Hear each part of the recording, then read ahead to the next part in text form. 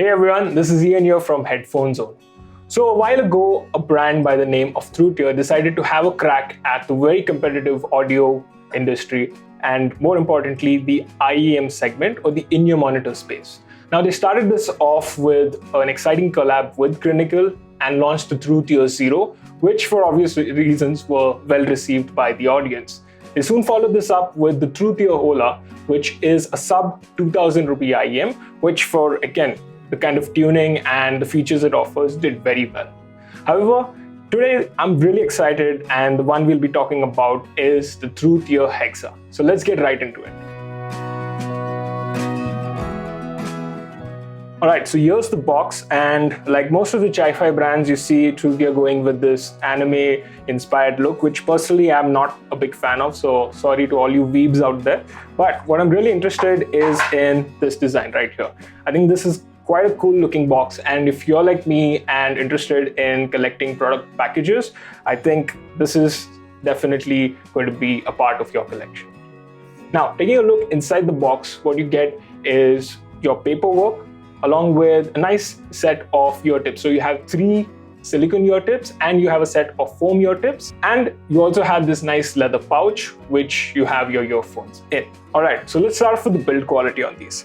I personally love the triangular design language which they've gone for. Now it kind of looks like the Truthear Zero, but it's a little bit more compact and has sharper edges, which I personally like.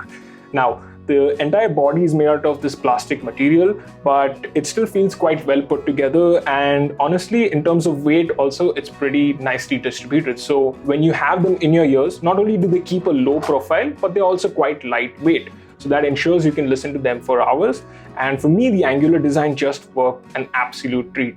They kind of isolated you so well that even without having any music playing, it kind of cut me out with the rest of the room. And once you have your music on, then it definitely does help elevate that listening experience. Now, a little bit of a nitpick that I'm going to do over here is the bottom side of the shell over here tends to catch a little bit of grime and dirt. So if you're someone who likes clicking pictures and showing off your IEM online, you might have a tough time doing that because you have to really make sure you get a good clean on these before you can show them off. But given the fact that these are in your ears, most of the time you're not really going to see that as much.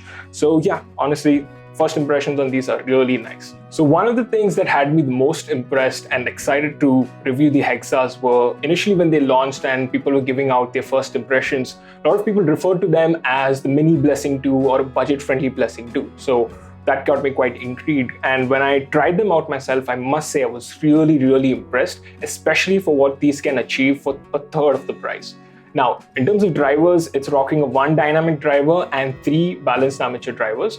I personally don't like getting into drivers a lot because every brand, every other IEM has their own take on doing things, and I like to judge the sound quality of an IEM by its own capabilities rather than the driver configuration. So having said that, I think the Truthear Hexas do an impeccable job, especially with vocal-centric and instrument-based music. It really just feels and comes all together really nicely and has this natural presentation, which is unmatched in this price range. Now, I want to talk a little about imaging on the Truthear Hexas, because I think single-handedly, this is the most impressive feature on them. So I tried this out with my favorite test track, which is Wonderful Slippery Thing by Guthrie Govind. Now, this is a track that has a little elements, but a lot going on, right? So there's a guitar, a couple of guitars on these, along with the bass guitar and drums. But the way everything is panned out and the music, how it all comes together is really good.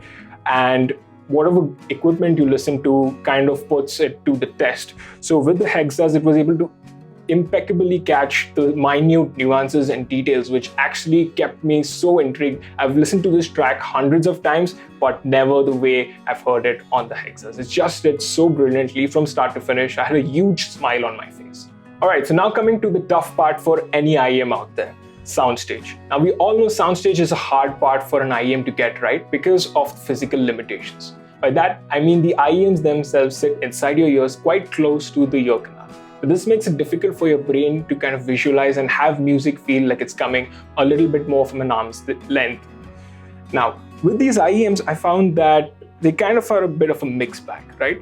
So on tracks that are well recorded and have good sense of space on them, the IEMs scale up pretty well. Case in point, Chulo by Local Train. Now that is a grand song, and regardless on what gear you use it, it typically sounds really nice. And the Hexas were no exception. It was quite nicely spaced out. The way the strings and the whole separation comes in very, very, very well, and did absolutely brilliant. But for most modern songs like something from Miley Cyrus or even Charlie Puth, matter of fact, the latest album, I was listening to it, didn't really blow me away, but it still kept me engaged and kept listening for music for a long time. And that puts it in the mixed bag category. I would say it's still a very versatile IEM when it comes to sound staging. Not the best out there, but still one of the better performers in this price segment. Now, over the last few weeks, I've always found myself grabbing the Hexas, whether it's to listen to my own music or stumbling across a new test track that I want to put the Hexa to its paces. Whether it's detailing, tiny nuances, soundstage capabilities, fit, the Hexa does such a good job of ticking all the right boxes that it's really hard to go wrong with it. For me, it's become my new benchmark for what good performance should sound like at this price point. An absolute no-brainer for me for looking for a really good IEM under rupees 10,000. For all of you who enjoy written reviews, you should hop over to the Indian Audiophile forum, where I've gone in depth with a written review for the Truthear Hexa. There's a little bit more details and some test tracks that I've dropped in over there in case you're interested in that. While you're at that, you can also consider joining, and we have tons fun spaces to hang out over there with like-minded audiophiles. I hope you found this helpful. As always, if you want to try the Truthear Hexas, you're most welcome to drop into our experience studio here in Mumbai or catch us at one of our Headphone Connect events happening in a city near you. That's all, and I'll see you in the next one.